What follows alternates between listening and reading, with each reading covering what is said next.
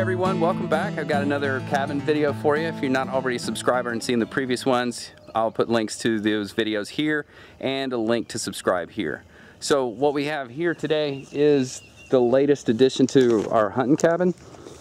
This is the original cabin right here. Then I did an addition over here with the bunk room. I'll summarize everything for you real quick before we show the new addition. So we put the little bunk room right here for the kids, and then the extra deck kind of added a lot more space. But we're still having issues with so many people coming out and bringing their ice chests and everything, and just the whole deck is just piling up with stuff. So there's really no room to hang out really. So we built this. And you know, in the previous videos I'd come out here and we did the concrete with the kids. And so to summarize that, it's 8 feet that way and 36 feet that way. So we got a lot of decking now, not a lot of free space. These 2x4s up here are 10 feet, so they extend past the 8 feet and give you a nice little coverage for some drip. And then we put in 10-foot sheets of corrugated tin. We snuck it underneath the existing roof, which came out on these trusses a little bit beyond the trusses. So with that, we're not getting any leaking in the back. And then it extends beyond the 10-foot 2x4s, which also gives us a nice little over drip, or you know, beyond the edge, so it doesn't wash out too awful bad right up against the house. The only problem with the way we did that is, if you ever want to do rainwater collection with gutters, it's going to be really difficult to tap into that and capture that water. But to be honest, I don't think we're going to do that anytime soon. So we had some stairs fabricated right here. I got the kids on that. Came out pretty good for a couple of 10-year-olds, or maybe they're a little older.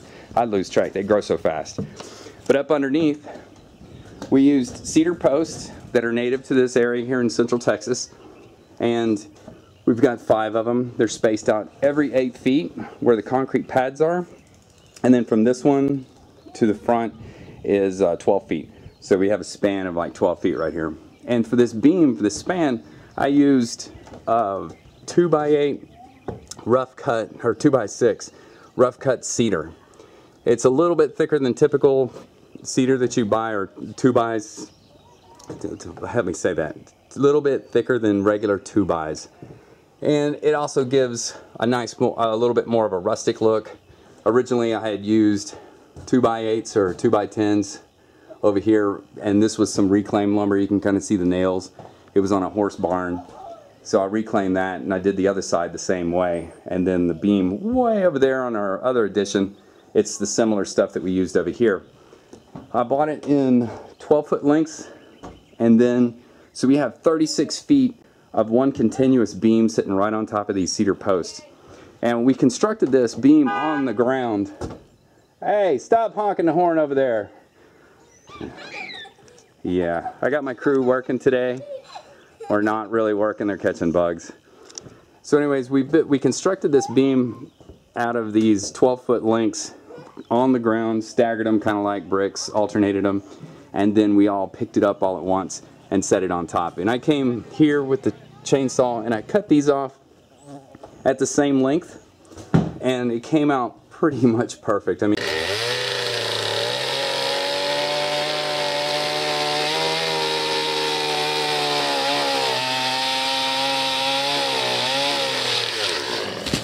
and you can't get much straighter than that. Now I eyeballed the cut, so it's eyeballed it level. You know, it's got the height, the correct height from ground up that matches the other side over here for those cedar beams over there.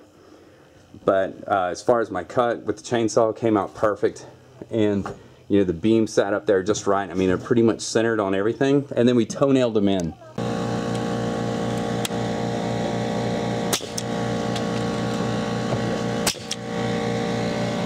The beams themselves, here's your toenail screws with the framing gun.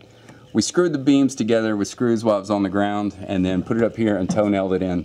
Thought about doing a chunk of rebar down the middle, in the straight down like we did the existing entrance over here, but we decided it wasn't necessary, so we just went ahead and toe-nailed it in and called it good.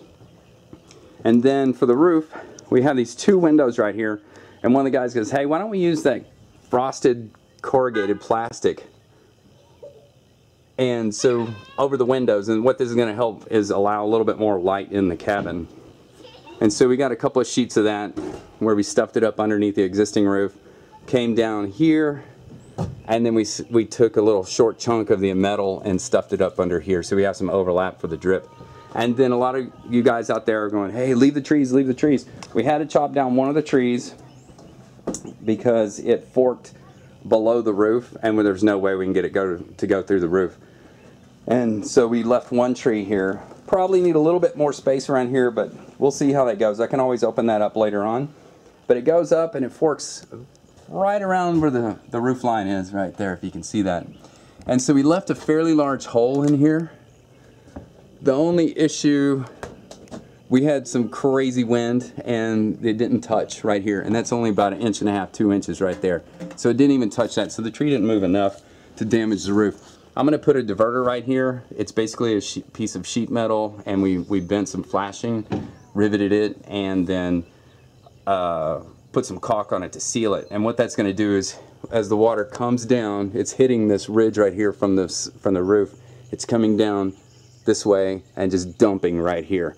And that's about 2 feet. That's from here to here is about 2 feet. So we're getting this waterfall coming in right here. So we're going to put this diverter right here, triangles, and diverts the water around the hole and then around the tree. Eventually I'll try to seal this up with something else, maybe some inner tube or something, but I think the diverter is going to help a lot. Whoa, what was that? There's a lizard right here on the tree. Scared the crap out of me. Alright, well anyways, so there's the tree, the hole in the tree. You know, we used cedar pickets, 1x4s for our runners that run along the roof here. So we have the 10-foot 2x4s every 2 feet that match the rafters inside the house. We just toenailed this, or scabbed onto the side of them, as you can see right here. And then we ran the little runners, the 1x4 runners. They're just cedar fence pickets that you go and buy at the store already done and everything. So we just put them up in there.